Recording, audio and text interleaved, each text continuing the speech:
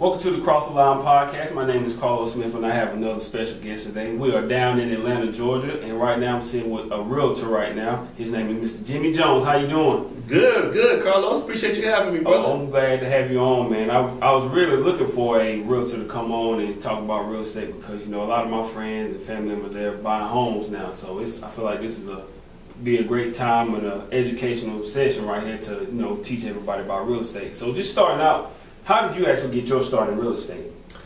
Well, I appreciate that question. I got my start in real estate just jumping in like a pool, man. You know, it's one of those things where, you know, real estate will let you know very fast whether you want it or not. Right.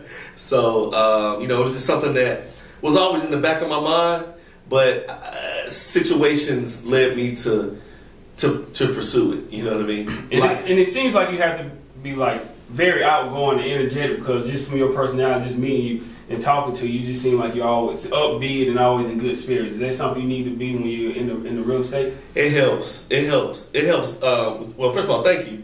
But it helps. I mean, dealing with other realtors during the transaction, you know, it's always help. You know, it's always better to deal with negative situations positively. You know what I mean? Right. Or, you know, situations, you know, bumps in the road positively versus negatively. So, and then, you know, with your clients, they're going to come times when it's not going to be pretty. Right. And how the saying goes, you can catch a lot more bees with honey, you know, than you can with, you know, being bitter. So how long did it take you to kind of learn like the ins and outs of real estate? It took me a couple years, I'll be honest. You know, first year of real estate is always the toughest because your expectations are high. Right. And then you find out quickly that you are a product of your environment. You are a product of your leads. You are a product of your friends. You are a product of your family. And you have to figure out what kind of leads that you're going to process. And, you know, there are people that specialize in commercial, people that specialize in residential, people that specialize with buyers, people that specialize with sellers. And I found out quickly that if you try to serve too many masters, right, you know, you become a jack of all trades and a master of none. And that's something I was going to ask you. In real estate, how do you know where to find like leads? Do you have to come up with your own, or how does that work? Great question.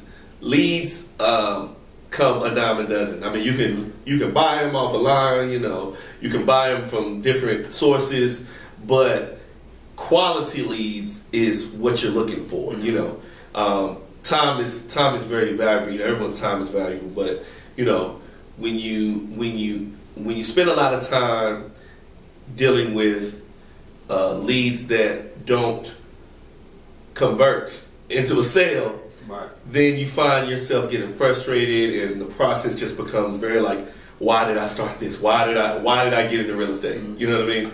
Which a lot of times, first year real estate, I ask myself that every day. Right. So how do you know where to look for a good deal or a good lead? Is it just something you just have to take a swing at and just guess, or is it like, can you tell, you know, this might be something, a potential deal?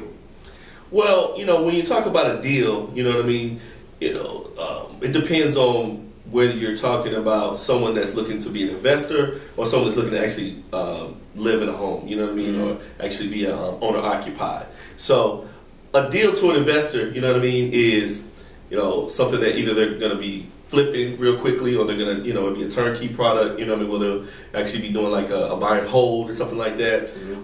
So there are places to find great deals for investors. There's a lot of off-market stuff right now, stuff that's not listed on the multiple listing service, MLS.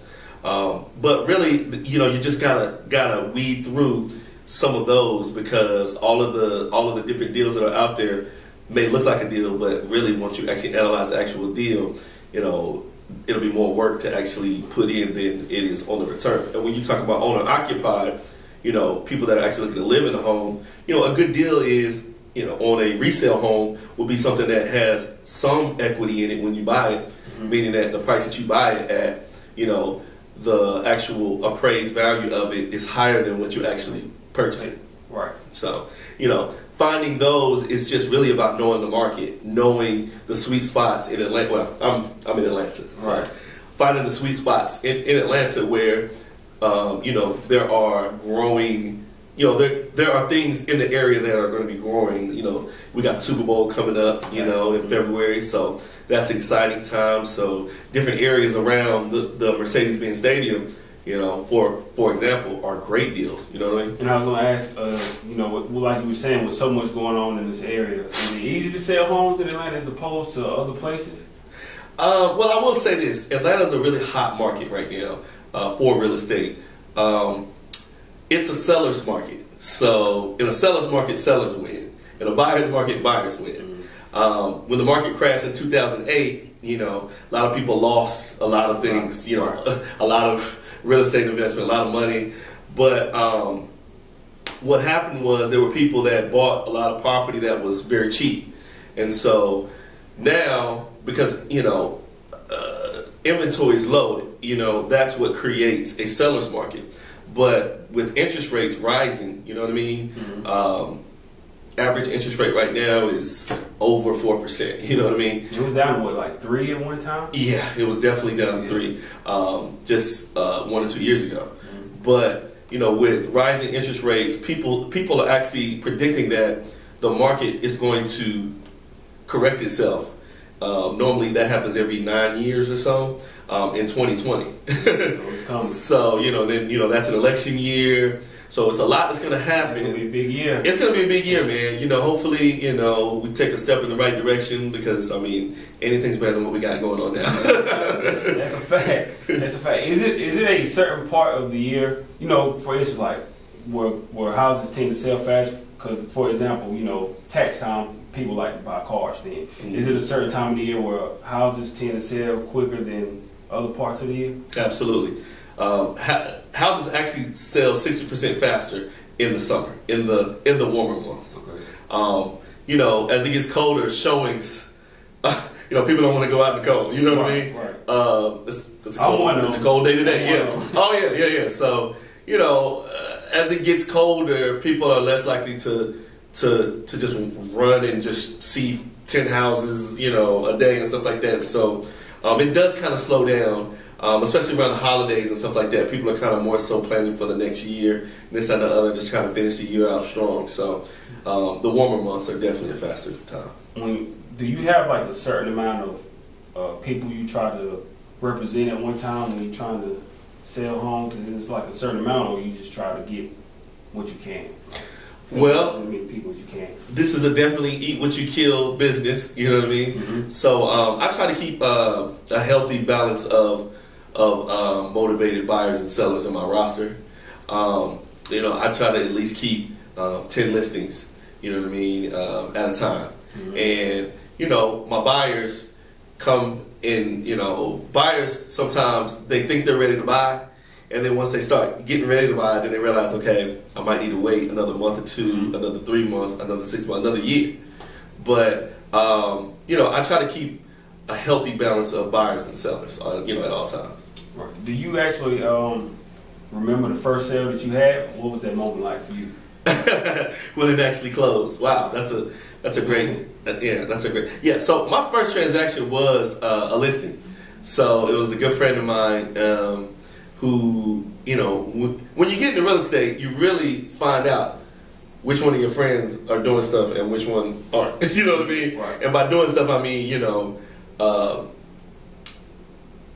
that have a sound financial plan. You know what I mean? Mm-hmm. And, when you talk about buying a house, that's actually building your financial future. Mm-hmm. So a good friend of mine, she come out to my parties all the time, and I'm a party promoter as well. Mm-hmm. So she would come out to my events and everything, and I never really took her as, hope she don't take offense to this, but I didn't think she had it all together like that. So when I got my real estate license, she said, "Hey Jimmy, I have a listing that I'd like for you to come by and see if you can get it sold." I was like, man, that was just a great thing. So when I came by, I took a look at it, and it was in a great area. Actually, coincidentally, it was over there by the new Mercedes-Benz Stadium. This was before it was even built. So it was a great time to sell, and it was funny because I had never sold a house before, so But she didn't know that. She didn't know. She didn't know? No. You got to fake it till you make it. Right. You know what I mean? So my presentation was on point. But, you know, as a new agent, you're actually sharper than you are as a older agent. Because, I mean, think about your first job that you've ever had. You know what I mean? Or, you know, your first time at your job. You know what I mean? Your first day. You're going to be, you know, on top of it. You got to make sure that you know, right. your T's are crossed and, you know, your I's are dotted. So I was definitely ready for it. But I had a day when I set up 4 showings for the house. And so I'm standing there. First showing came in. That's kind of cool. They didn't really like it. Second showing came in. It was another realtor who we ended up becoming really good friends off of this because he brought an offer. He literally brought an offer with him. And I had never really looked at an offer before. So I'm looking at it and there was this moment where I had to just kind of be transparent with him and be like, this is my first deal, man. And he was a more seasoned agent. So it was good because in real estate, there's a real good symbiotic relationship between seasoned agents and new agents. Because seasoned agents, they know, like, we've all been new. You know what I mean? So there was this moment where he was like, let me tell you how you should negotiate this. And he actually helped me negotiate my side. So it was a blessing, you know what I mean? And we still laugh about that to this day because, you know, in real estate, you're gonna see other realtors again. You know what I mean? Mm-hmm. Either on the buyer side or the listing side. Either you're gonna be showing their listing or they're gonna be showing yours. Or they're gonna be, you're gonna be taking your buyer by their listing or they're gonna be bringing their buyer to yours. So it's great to always keep that positive thing that we talked about earlier, you know, positive spirit, because real estate is really a small circle, you know, the world of real estate. Is that kind of like a competition though, like you were saying with some of the other friends, and when they're trying to sell or whatever, is that like a competition, or are you just more open to like helping them out? It's really a healthy, friendly competition, you know what I mean? Right. I think that each one of us keeps each other kind of on point and raising the bar. Mm-hmm. So when I see another realtor do something, I'm like, I wonder how I can tweak it and kind of, right. you know, do my own thing, you know, my own version of that or whatever. But I think that it's definitely friendly competition. When did you realize that you were kind of like meant to do real estate? You know, was it a few sales or anything? Like, what was that moment for you? Where like, okay, I can do this and I'm meant to be in real estate. When I started paying all my bills. I mean, that's the moment I think anybody realizes because, you know, I've always had an entrepreneur spirit. And to be honest, I've been an entrepreneur for over 15 years. You know what I mean? So I've always had some sort of entrepreneurial venture going, whether I was working in corporate America or not. But it's that moment when you step away from your job and you don't have a job anymore. You know what I mean? And I was working for Fulton County actually at the time when I decided to quit and do real estate full time. And it was this moment where it was just like, Lord, you know, brought me this far, Lord. You know what I mean? So, you know, I'm a very religious person. I'm a believer in Jesus Christ, and the Lord spoke to me, and He said, you know, when I was studying for my real estate license, I remember there was this time when I was about to quit, and God said, He was like, if you don't quit this, well, I made a promise to God. I said, Lord, if you allow me to pass this test, I promise you that I will not quit. I don't care how hard it gets. In my past, I've started and stopped a lot of different things. You know what I mean? Because as an entrepreneur, you'll start some things and they don't work. You got to go back and tell her. You go back to the drawing board. You run out of money, whatever. Right. But I told him that, you know, I was gonna see this thing through. You know what I mean, for the rest of my life. So I passed my test. You know what I mean? So it was kind of like a deal I had with God. So at the end of the day, you just kind of got to walk by faith, man, and not by sight. And this is so ironic. You know, everybody that I talk to, where it's you and Ben, who owns Big Ben's Desserts, and Miss Charlene Davis, everybody talks about how they, you know, had to take away some of their other options and just they left their jobs and just went all in on what they wanted to do. Yeah, and you get out of real estate what you put in. Mm-hmm. I mean, you get out of anything what you put in. But I mean, if you really look at that on a percentage, you know, if you're a 50% realtor, you're gonna get 50% results. You know, if you're doing 50% real estate, 50% this, you know, so you know, even though I do events and stuff like that, that stuff's on like autopilot, man. You know, I've been doing events and stuff for so long that I've built a following. You know what I mean? Right. So I have an email database. You know what I mean? I have a text list. I have a social media follow. So it's nothing to step away and send a text blast or send an email blast out to my list or whatever to promote that. But you know, 99% of my time goes towards real estate. You know what I mean? So that's my focus, and I think that's why God has allowed the blessings to flow in, is because He sees the effort. Absolutely. When you're selling your homes, do you try to get people to live within their means? Like they may want a house that's more than they can really afford. Do you try to pull them to the side and say, hey, financially you may not be able to afford this, so you might want to kind of downscale a little bit? Or how do you handle those situations? Yeah, that's a great question, because the market crashed back in 2008 because people were getting into situations that they couldn't afford. You know what I mean? Lenders were loaning out loans to people knowing that from now their loan was the interest rate was going to spike. You know what I mean? Mm-hmm. So people were losing their homes because they couldn't afford it. So, you know, the first thing that I tell buyers, when they come to me is, I ask them one question: have you spoken with a lender?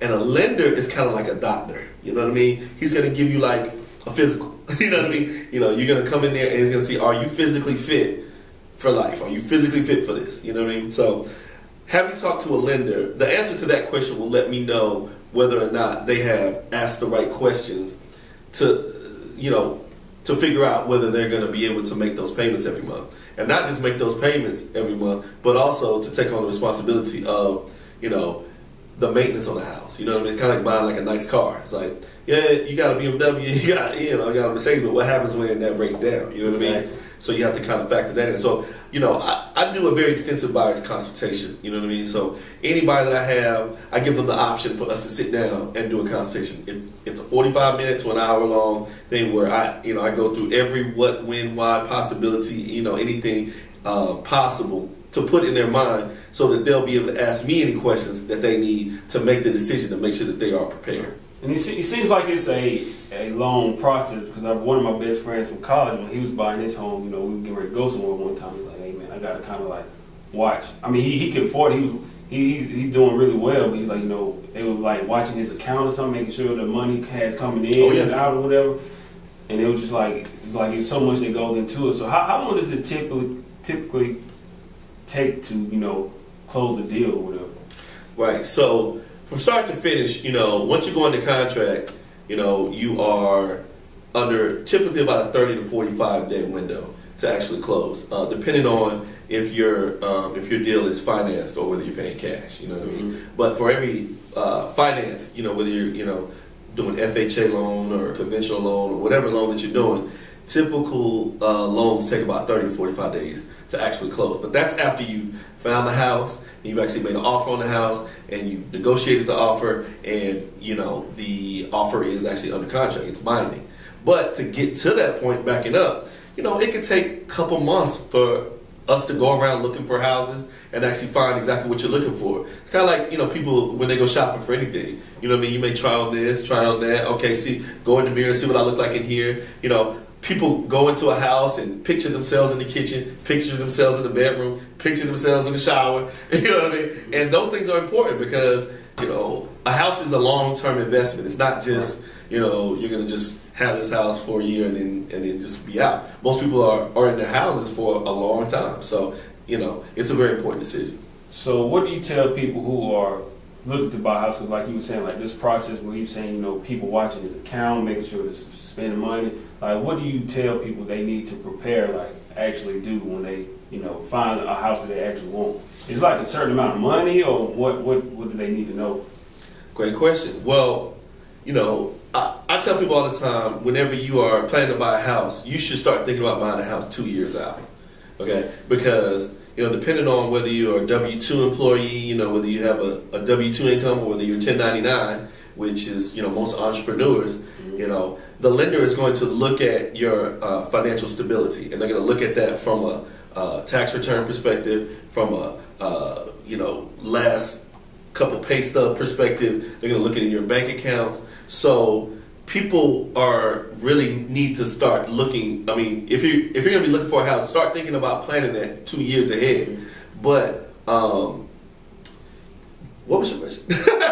Like, what are some of the things that they look for? Because, like I was saying with my friend, that they were looking like checking his account, watching. Oh yeah. Right. So you don't want to.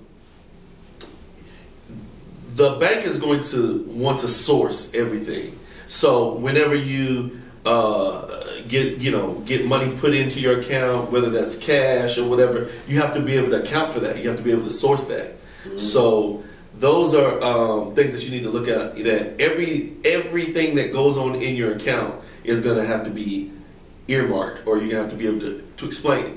Not only that, your credit score is very important. Right. So a lot of times people, say, I just got this on my credit, this on my credit. Well, you want to put your credit in the best position possible, because that's going to affect your interest rate.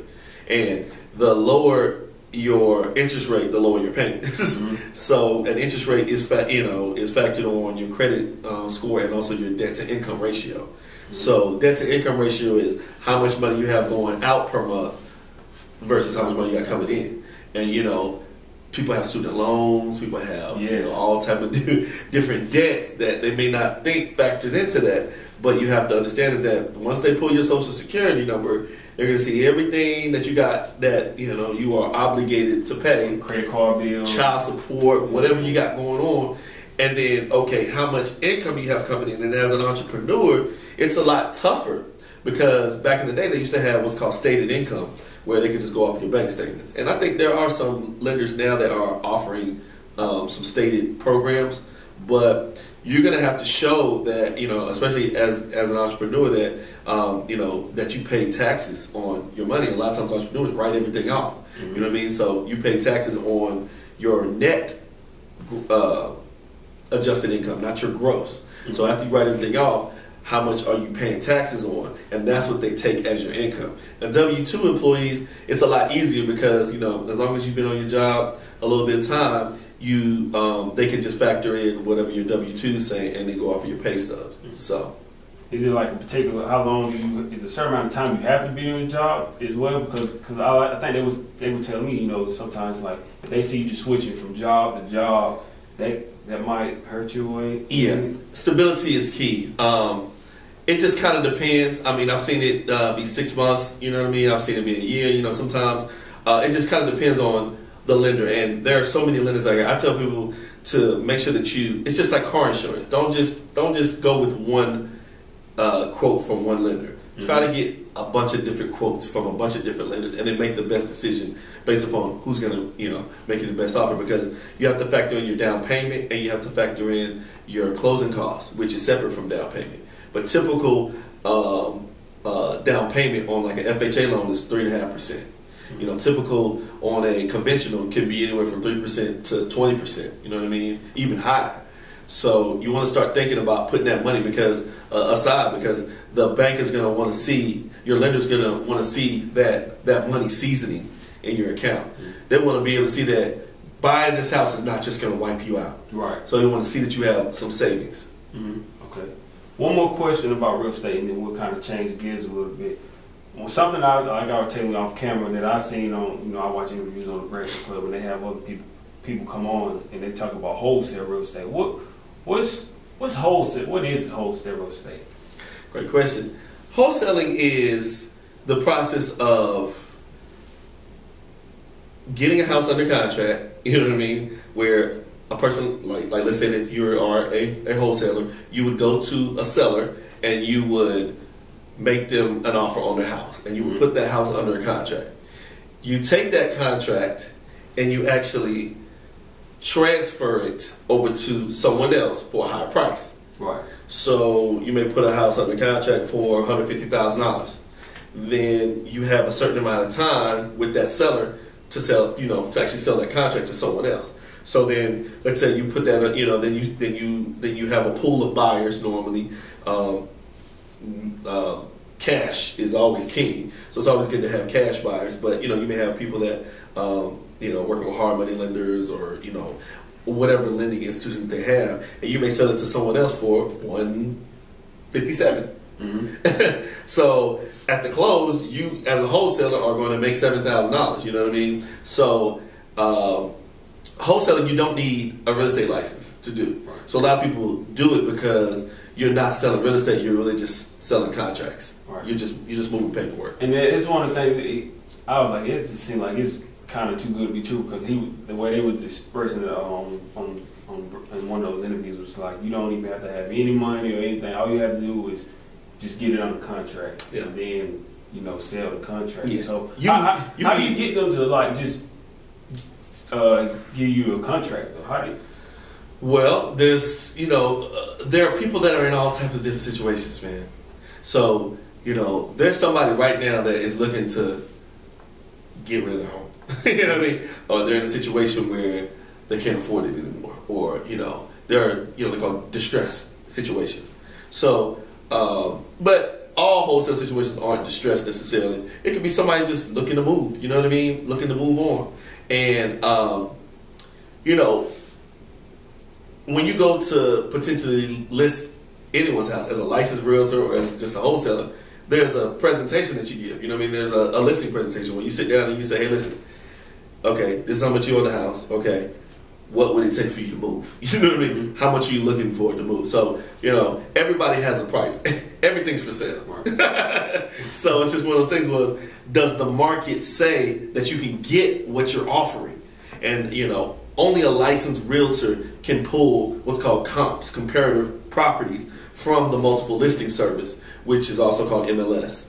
But those comps are what you use to determine what the market says that your house will actually sell for. Because let's say that same $150,000 house, you may market it to someone else at, you get under contract at $150,000. You might, market someone else at $157,000, but does the market say, can you show comps, comparative properties that say it will sell for $157,000? And how long will it take to sell for that? Does the market say it's going to take a month, 2 months, 3 months? So there's a lot of factors involved. It's always best to hire a licensed realtor, only because, when you get these Zillow estimates, these estimates and things of that nature, they are not regulated. Zillow's not regulated by a commission. You know what I mean? Like the Georgia Real Estate Commission regulates and monitors the multiple listing service. So, and as a licensed person, you have a license, just like anybody has a license to do anything. You know what I mean? You have the qualifications and the credentials to make educated, sound decisions, because you don't just want to put your house in a contract with somebody and all of a sudden what they said is not true, and now who you gonna sue? I mean, you know what? A lot of times. And that's the bad part about wholesaling. A lot of times, there are people that are not licensed that are out here making major life decisions, mm-hmm.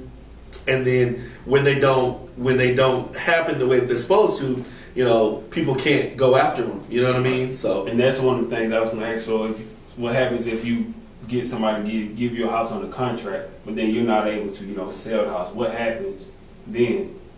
As a wholesaler or as a licensed? As a wholesaler. Okay. The contract expires. So if you can't get anybody to, normally it'll be 30 days or something like that. So you'll have it under contract. But sometimes, depending on how that listing presentation goes with that seller, they may only give you 2 weeks. Oh, okay. So it's not like you have to start making payments on the house or anything. Oh, no. You just have a contract to sell. Okay. So you have I'm going to give you 30 days to sell my house because you said you can give me $150 for it. Mm-hmm. Okay.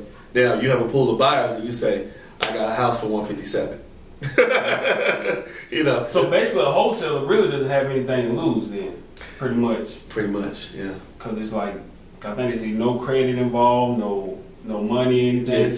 So there's earnest money that is involved now. Earnest money normally you'll put down with the offer. So that earnest money can be 500, it could be 1,000, it could be 2,000, whatever. But the contract is detailed enough to where, you know, there are ways that you can get that earnest money back. Oh, okay. Yeah. So it's not bad. It's still not bad if you're wholesale. You just have to you really just have to know what you're doing, though. Yeah. The only other bad part about wholesaling and wholesalers, no shade to those wholesalers out there, no shade to y'all, but the wholesaling, a lot of wholesalers, they will wholesale to other wholesalers, and that wholesaler will wholesale to another wholesaler, and that wholesaler. So by the time that $150,000 house done got wholesaled 3 times, by the time you get it, it's marked up $20,000. Right. You know what I mean? And you're like, if I had caught it at the beginning, you know, it's always good to be that first wholesaler. You don't want to be that 3rd, 4th, 5th wholesaler, because now the property is marked up so much to where there's no equity in the house. Mm-hmm. So wholesalers kind of, in certain situations, they can throw off that profit margin. Right. Let's change gears a little bit. And talk about one of the other business endeavors that you had. You say you used to own a nightclub at first, right? Yeah. How did you get into, you know, running a nightclub and that business? I've been throwing parties since college, man. You know what I mean? I'm a graduate of Florida A&M. Shout out to the Rattlers. Mm-hmm. Shout out to the Rattlers out there. FAMU in the house. So I started in college, man. I was social chair for my fraternity, Kappa Alpha Psi Fraternity Incorporated. And I was a social chair for a lot of different events. We threw one of the biggest events in Florida back in the day called the Kappa Luau. It was over 30,000 people. Mm-hmm. So it was like, you know, working on that project there, you know, with, you know, all the different vendors and all the different, you know, from the gates and the security and the fencing and the marketing. You know, I developed a love for gathering people together and making money. You know what I mean? So, you know, when you talk about party, really what you're doing is you are developing a fan base. You're developing a customer base. You're developing a loyal following. So, you know, I was throwing parties in college to basically just to be popular, but also to make a little money as well. The first reason I ever decided to throw a party was when I was in college. I was standing in line for a party, and it was a long line. We had been in line for like 30 minutes, and I kept seeing in the front of the line there were people that were getting out of their car, parking, and getting out of their car and walking straight to the front, dapping up the security and walking in. And I saw like 3 different people do it, and I was in the front. I was like, hey, who are those people that keep just walking in? Like, they not standing in line or nothing. And they were like, oh, they the promoters for the other nights. They throw Tuesday nights here. They throw Sunday nights here. I'm like, dang, man, I don't never want to stand in no line again, man. And from that moment on, I ain't never stood in no line again. Because it's like, as a party promoter, it's like, you throw parties at so many different clubs, you know, in the city, to where it's like, you start knowing, you know, it's just like real estate, you know, there's a small circle. Mm-hmm. So, you know, I just kept that winning spirit of throwing parties, where when I moved back to my hometown here in Atlanta, I'm from Decatur, Georgia, but right outside of Atlanta. You know, I noticed a lot of the things that we were doing in Tallahassee, Florida, at FAMU to market our events, they weren't doing in Atlanta. We used to do this thing called Let Out, where when a club let out, we used to have an army of street team people passing out flyers for the next event or for something else going on. And I was just like, man. So I started a street team when I came up here, you know, make some extra money. And then so I was passing out flyers, and then I came up with this concept, because I was like, I got tired of like having to hand out flyers for people to find out about what was going on in the city. So I created this concept called the Tonight Line. It was a phone number, 404-917-2222. And it was a hotline where you could call, and it was my voice recorded every day. And I told you what the hottest events were for that particular day. So you push 1 for nightclubs, 2 for live events, 3 for special events, and 4 for more information or whatever. But I got more interested in the marketing behind the events And that's really what drives events is the marketing, you know what I mean? Mm-hmm. To where I developed a email database of over 80,000 email subscribers currently to my email, email marketing company, TonightAtlanta.com. So, it was more so my infatuation with not so much the parties and the nightlife, but more so on the marketing and the engine that it took to get the people to the event. So I met up with one of my best friends in the world, Kevin Edwards, and he was an owner of a spot here in Atlanta a long time ago, mm-hmm. and he needed a partner, and he had the money capital, and I had the people capital. So I had the email list, I had the marketing, he had the money. So we came together and started KCE Bars, which stands for Kevin Christopher Edwards. But KCE Bars, we used to own 4 clubs and a restaurant at the same time. Right. And a lot of people remember us from a lot of different popular clubs around the city, but that's where I really developed my knack for running nightclubs. Right. Okay. Let's pause for one quick second. I'm really enjoying this interview. Let's pause for a quick second, okay. And then we'll be right back. All right. Welcome back to the Cross the Line podcast. I'm sitting here with Realtor Mr. Jimmy Jones. And now getting back to the interview, you said one of your favorite quotes that I see on your social media is, "I will not be outworked." Who instilled that work ethic in you? My dad. My dad, man. My dad was a successful businessman, and I thought it was because of his profession. Growing up, I just thought that my dad was successful because he was a dentist. And I used to fault myself for not going to dental school. I used to fault myself for not following in my father's footsteps. I mean, when we talk about the black community, we talk about generational cycles of continuously having to start over. Mm-hmm. And I feel like generational wealth is developed by whatever you do, your kids gonna do too. Okay, they shouldn't have to figure life out. You know what I mean? So for a long time, me and my dad used to have beef, man. Like I didn't talk to my dad for like years at a time, man, because I was so frustrated with life because people think, oh yeah, your dad was a dentist. You supposed to be rich. You know what I mean? Right. I'd be like, my dad was rich. You know what I mean? And I grew up not wanting for anything, and I used to be ashamed of that. But I'm not ashamed because once I realized that my dad was not successful because he was a dentist, he was successful because of his work ethic. Mm-hmm. Because he got up before everybody else. He was at his office before everybody else.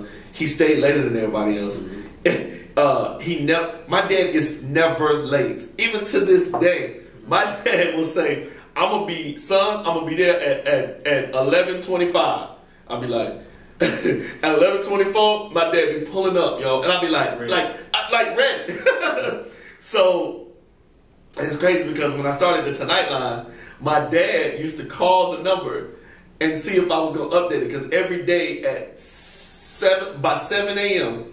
I used to have my voice recorded every day, no matter where I was. I could be out of town. I could just be at a party, wasted the night before. You know what I mean? And I'm just like, the next day I knew that I made a promise to myself to run my business like it's a business. You know what I mean? Mm-hmm. And so my dad would call at 7:01 to see if it was updated. And to this day, he's like, I don't know anybody that works harder than my son.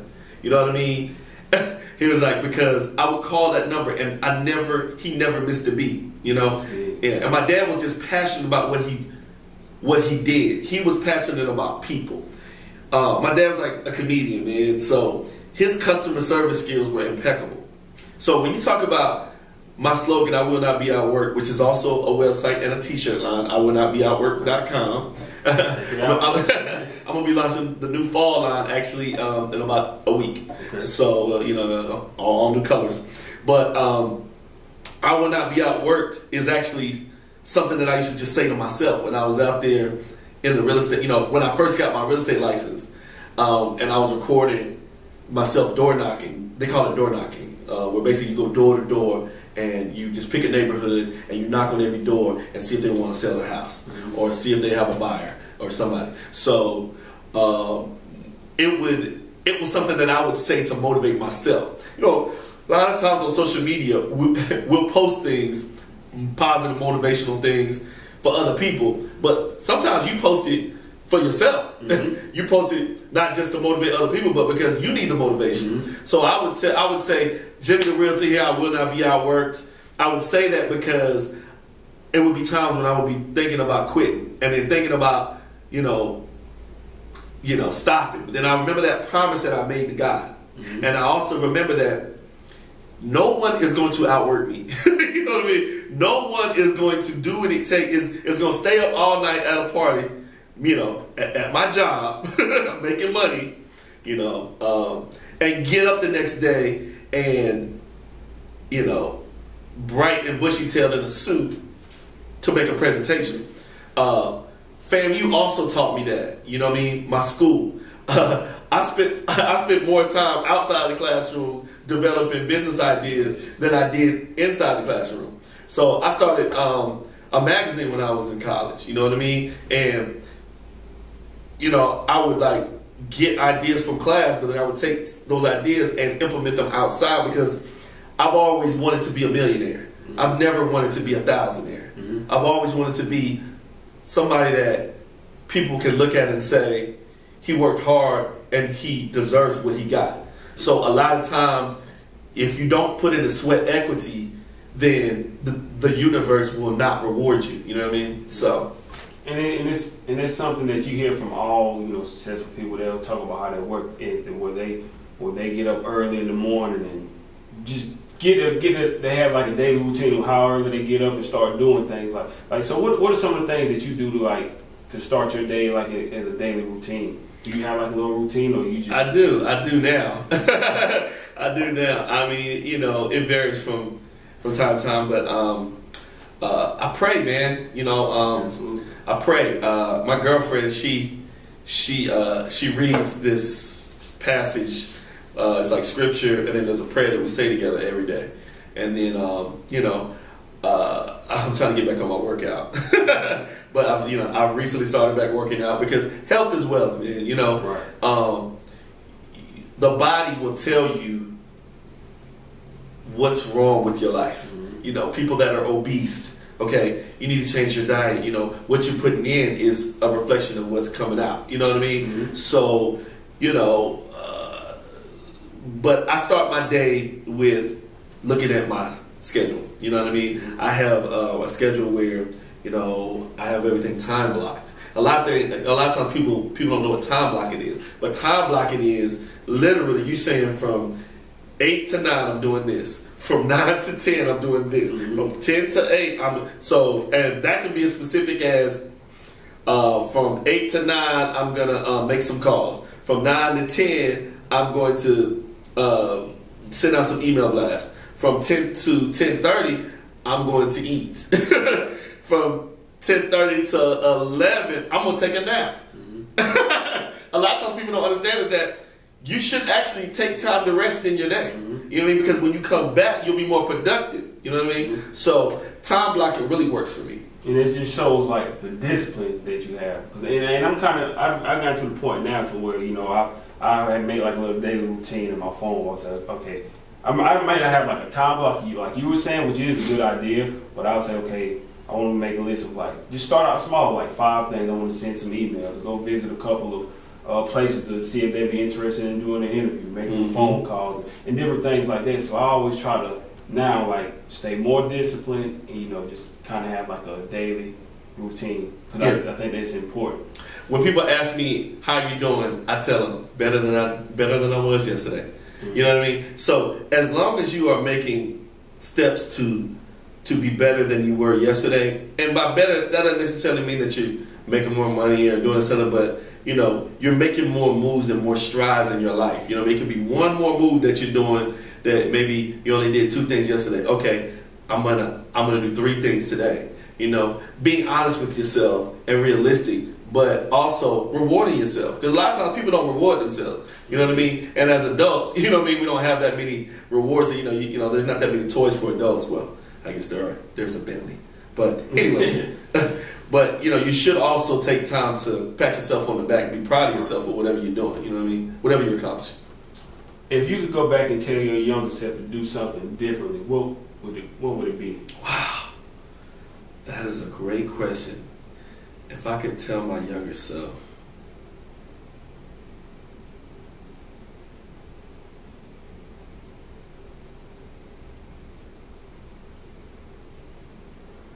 I would tell myself,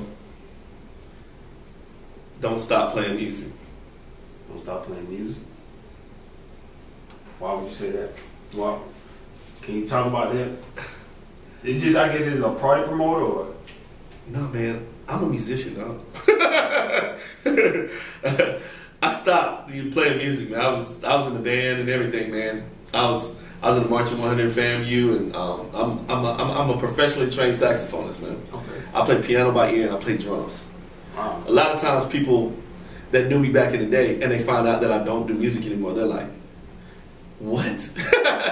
So, and it don't have to be music. I feel like you should always have a creative outlet. You should have something that you do that you enjoy doing, but that you're great at it. You know what I mean? And whether that's, you know, you do art or you do this and the other. But right now, I'm kind of on my free time, which is very rare, working on exploring my creative outlets a little bit more. Because if you don't take time to do that, then I feel like you don't necessarily have balance. Right. And so I'm actually playing my saxophone in a friend's wedding here coming up. So I haven't played my horn in probably 8 years, man. It's good that you're getting back to it, though. It's something like that you really enjoy doing. Yeah, I wish I had never stopped. What would you say that you're most passionate about, like out of everything from the real estate to the clubs and even playing the instruments? What would you say? Do you have a preference about what are you most passionate about? I'm passionate about selling houses, man. I'm passionate about helping people. You know what I mean? I'm passionate about helping my friends. You know what I mean? At the biggest decision of their life, a lot of times. You know what I mean? They're getting married. Jimmy, we want you to be our realtor. You know what I mean? There's no better feeling than that. You know what I mean? I'm actually in a wedding next week where I actually sold my boy and his girl their house. So, in my speech, you know what I mean? The best man with speech, I'm gonna get to say, hey, I was their realtor. You know what I mean? So, I'm passionate about real estate, man. Real estate is really what really got me into real estate. I forgot to mention was I look at real estate as like a foreign language. You know what I mean? I remember being in a room and there were two people that looked like they were pretty well off, and they were talking real estate, and I couldn't understand what they were talking about. They were using vocabulary terms, this, that, and the other, and I was like, what are they talking about? And I wanted to learn it so bad, you know what I mean? So when I learned real estate and I got my license, it allowed me to speak fluently the language of wealth. Right. You know what I mean? Because most people it is a fact that most people who got rich had some dealings in real estate. You know what I mean? Donald Trump. Unfortunately, Donald Trump. You know what I mean? So at the end of the day, it's like I'm passionate about a gift that I have to help people. You know what I mean? And real estate has definitely been that tool. Just a few more questions and then we'll wrap it up. What's the best piece of advice somebody has given you? Make all the mistakes you'll ever make in life in your 20s. Try everything. Try everything under the sun in your 20s. Mm-hmm. I don't care what it is. Legal. But because you have time left to correct those mistakes. Okay? Not to say that you're going to make mistakes, but if you have an idea to start a podcast, correct. Start it now. Yep. Don't wait till you're 39. Mm-hmm. If you have an idea to, hey man, I'm gonna move to, I'm gonna live in LA. I was watching an interview of the actor that was just in that movie, The Hate You Give. The main character, the guy. But anyways, he was also in the New Edition story. But he was he gave himself a 30-day challenge. He just literally moved to LA.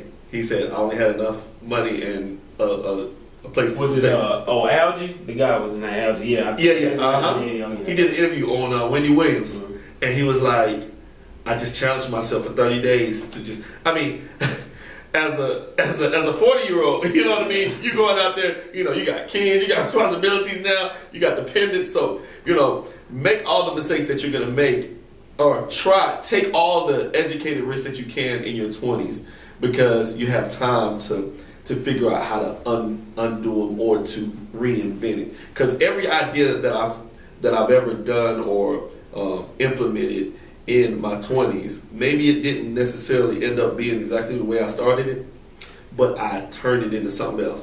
My phone number didn't really work like I wanted it to, but I changed it to a email company. You know what I mean? It's the same thing. You know what I mean? My magazine really didn't work like I really wanted it to, but I changed it to a entertainment marketing consulting firm. Right. So I meant to ask you as well, when you talk about your father, what you said he was a dentist, but what did he want you to be?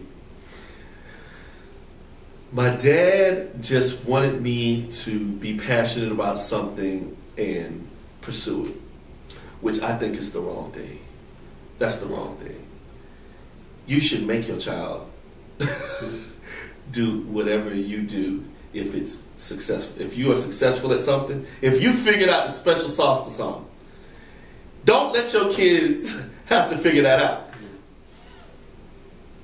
It's nature versus nurture. Okay, some people are naturally born into something, or they're, and then some people can be nurtured into something. You know what I mean? Mm-hmm. So it's like people say, well, you shouldn't make your child do this, make your child do that. The child don't know that when they turn 35, that they're gonna look back and say, damn, if I had, been forced to be a dentist, yeah, I would have been like, man, Dad,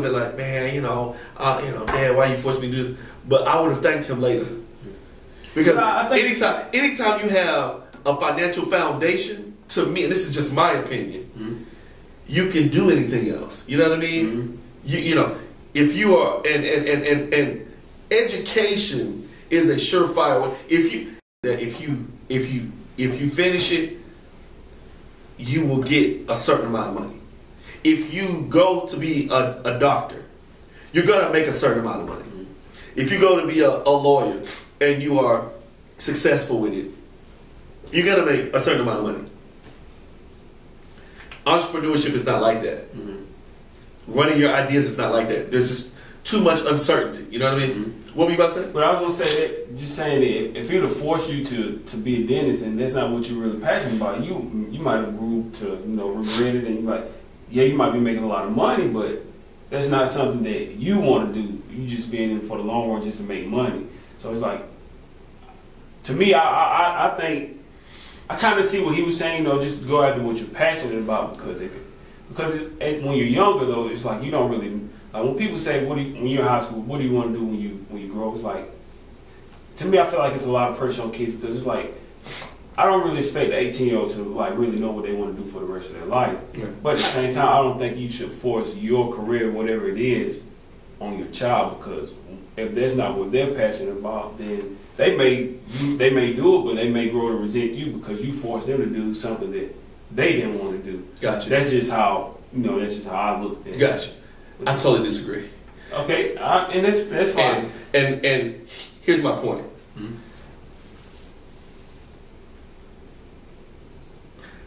I don't care what anybody says about money and it being the root of all evil, because that's not what the Bible says. The Bible says the love of money is the root of all evil. Okay, so when you talk about having a sound financial future, you know what I mean? Sound financial future, meaning that you ain't got to rob Peter to pay Paul. You don't have to beg people. You don't have to be like, you have to go out here and do this, that, and the other scramble.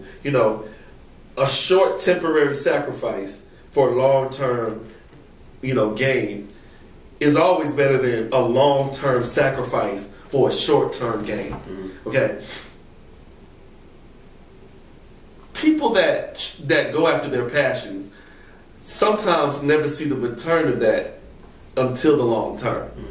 But like I said, education is something that if you do it, if you become a dentist, you're going to make a certain amount of money. You know what I mean? You're going to make $300,000 a year at bare minimum. That's even working in somebody else's office. So you will have enough money to do whatever else that you want to do. And you can make even more. My dad was a millionaire. You know what I mean? So there's a quote in The Wolf of Wall Street where the main character is talking. And he says, I've been a rich man and I've been a poor man. And he said, and you know what? I choose a rich man every time. Why? It's because when I show up to my problems, it's in the backseat of a Bentley, and I'm on the phone with my accountant figuring it out. Right. You know what I mean? Versus a poor man that shows up to his problems, and he might end up doing something crazy to get out his problem. You know what I mean? To me, money gives you options. You know what I mean? And it's less about the money and more about the options. So I would ask a child that's 18, when you get to be 35, do you want to have options, or do you want to, do you want to have the option to do what you want to do, or do you want to be limited to wherever you are in your passionate desire? You know what I mean? Even my sister, I love her to death. You know, she's a teacher. My sister was a bio pre-med, and she decided to be a teacher. Now, I love teachers, you know, but let's be real. A teacher's salary, they don't get paid what they deserve. They don't get paid what they deserve. Police officers don't get paid what they deserve. There are several professions that you may be passionate about, but that money does not talk like a doctor. So I look at generational wealth, you know, and generational cycles. And the only way to break those generational cycles is to force certain things that may feel uncomfortable at one point, but in my opinion, I have a son.